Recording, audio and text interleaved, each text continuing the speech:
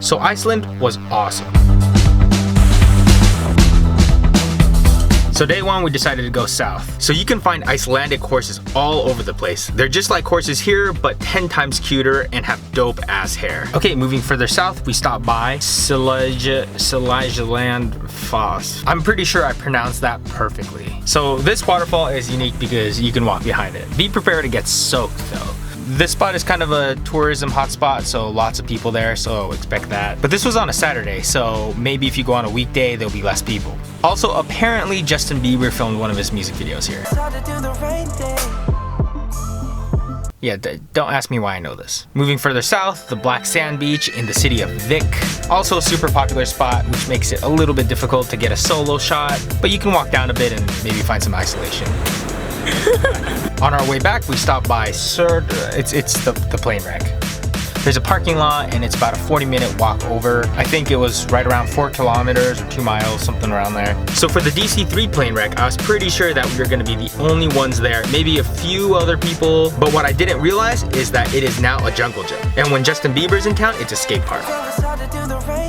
Again, I went on a Saturday. Maybe if you go on a weekday, you won't have to spend as much time photoshopping people out of the background. You can't go to Iceland without seeing this. I really wish I had a little bit more time to go to, I don't even know how to read that, I'm not even gonna try it. From Reykjavik, it's about 4.5 hours there and then another 4.5 hours back, so decided to skip it, but it looks awesome in pictures. Next time I go to Iceland, I'm definitely gonna spend a couple days just circling the entire island and booking hotels accordingly. By the way, for my rental car, I got a Dacia Duster, which I've never heard of here, but it's a 4x4. My plan was to drive on these roads called F-roads, which are for specifically four-wheel drive vehicles only. I was hoping to just get on some of those roads and just drive into the middle of nowhere. What I didn't realize was that these F-roads are only open during the summer and closed during winter.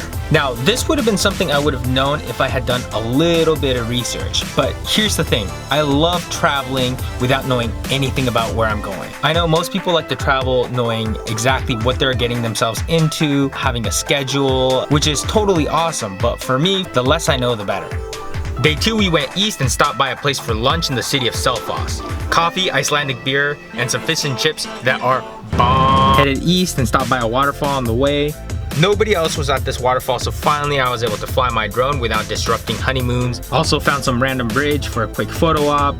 Then ended up here, which is a tomato growing greenhouse. With Iceland's unique weather, these greenhouses were actually really interesting to learn about. All powered by green energy, even during the winters when they don't get sun. Oh yeah, and there's horses there too. Oh my god, okay.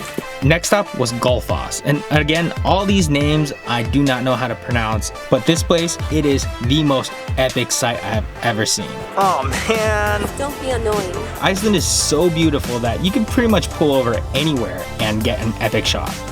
On the drive back, we made a stop at the geyser. I didn't get a shot of the big one, but I'm sure you've seen it.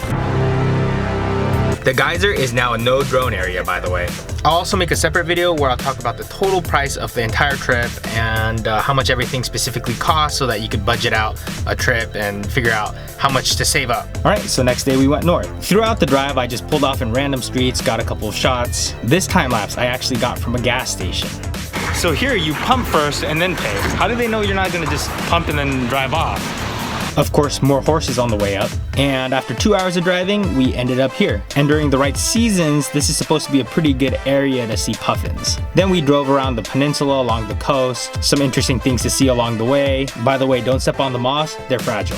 The Saxhol crater was an adventure. There's a staircase that lets you walk up to the top, and it was crazy windy when we went. There's actually a ton of stuff to do in that whole area. We just headed back early, we were exhausted. Thanks to the 8-hour jet lag, we just weren't sleeping very well. But there you can take a guided tour through a volcano, and this beach is known to have a big seal colony. Final day, the Blue Lagoon. So this is the one thing we booked in advance because apparently they get booked up and it's the one thing you must do. It was by far the best part of the trip. Honestly, I think I was worried it was going to be a little uncomfortable. It was freezing cold that day, it was raining, but none of that mattered. It was amazing. Spending the last few days in freezing temperatures, it was exactly what we needed. The water is actually really nice and hot, and I barely felt it when it rained. By the way, being in the water for that long makes you tired though. That night we were actually planning on going out and going a little bit crazy because it was our last night there, but we passed out at 7 p.m. we're super lame. And of course there's plenty of things to see and do in downtown Reykjavik, so we spent a little bit of time there every day. Oh, and I couldn't leave without trying rotten shark. It smelled really bad.